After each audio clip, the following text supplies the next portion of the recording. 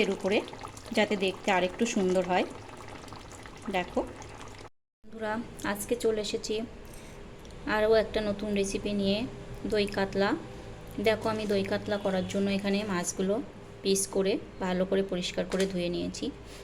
এবারে এর মধ্যে আমি পরিমাণ মতো লবণ, একটু হলুদ গুঁড়ো দিয়ে মাছটাকে ভালোভাবে মাখিয়ে নেব।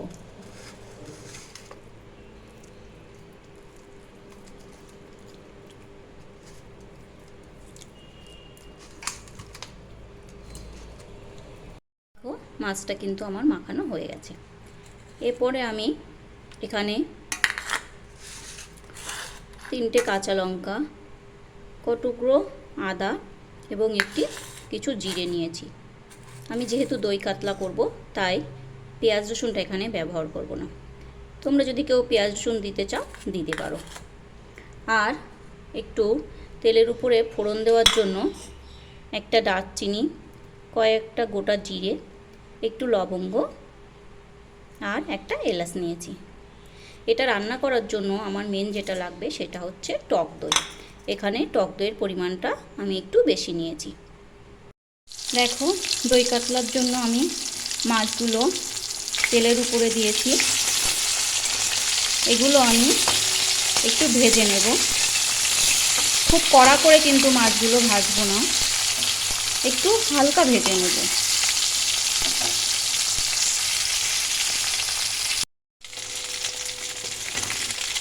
দেখো আমার কিন্তু সব মাছগুলো ভাজা হয়ে গেছে।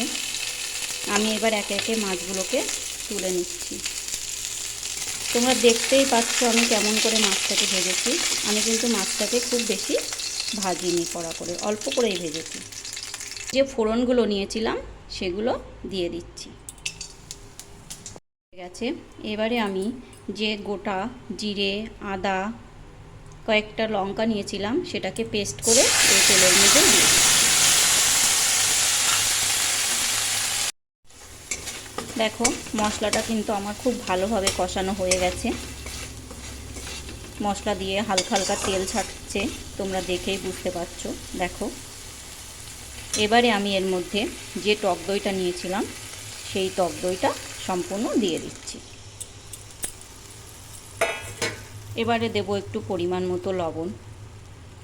যেহেতু মাছে লবণ হলুদ মাখিয়েছিলাম তাই আমি একটু কম করেই লবণটা দিচ্ছি, যদি লাগে আবার পরে দেওয়া যাবে। এবারে আমি এটাকে 2-1 মিনিটের জন্য খুব ভালোভাবে একটু কষিয়ে নেব। মশলাটা খুব ভালোভাবে কষে নিয়েছি। এবার এর মধ্যেই আমি ভেজে রাখা মাছগুলোকে একে একে দিয়ে দিচ্ছি।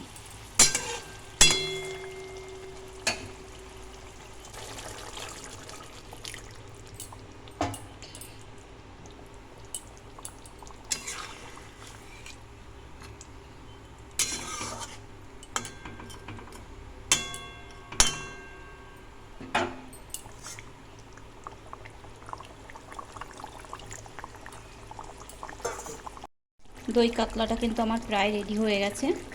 যেহেতু টক দই দেওয়া তাই এর মধ্যে একটু চিনি দিচ্ছি, না হলে খেতে ভালো লাগবে না। মাঝে মাঝে কিন্তু আমি ঢাকনাটা তুলে নেড়ে দিয়েছিলাম, তোমরাও একটু মাঝে মাঝে ঢাকনাটা তুলে নেড়ে দিও। চিনিটাকে আমি এর সাথে ভালোভাবে মিশিয়ে নেব। আর লাস্টে আমি একটু ফাটানো দই দিয়ে দিচ্ছি এর উপরে, যাতে দেখতে আরেকটু সুন্দর হয়। দেখো তোমরা দেখেই কিন্তু বুঝতে পারছো। খুব বেশি পরিমাণ আমি আর দেব না, যেহেতু আগের দই দেওয়া। তোমরা এভাবে বানিয়ে খেয়ে দেখো, এটা কিন্তু খেতে সত্যি খুব ভালো হয়। আমার কাছে তো ভীষণ ভালো লাগে দই কাতলাটা। দেখো চলো টাটা বাই বাই, আবার নেক্সট কোনো ভিডিও নিয়ে তোমাদের সঙ্গে শেয়ার করব।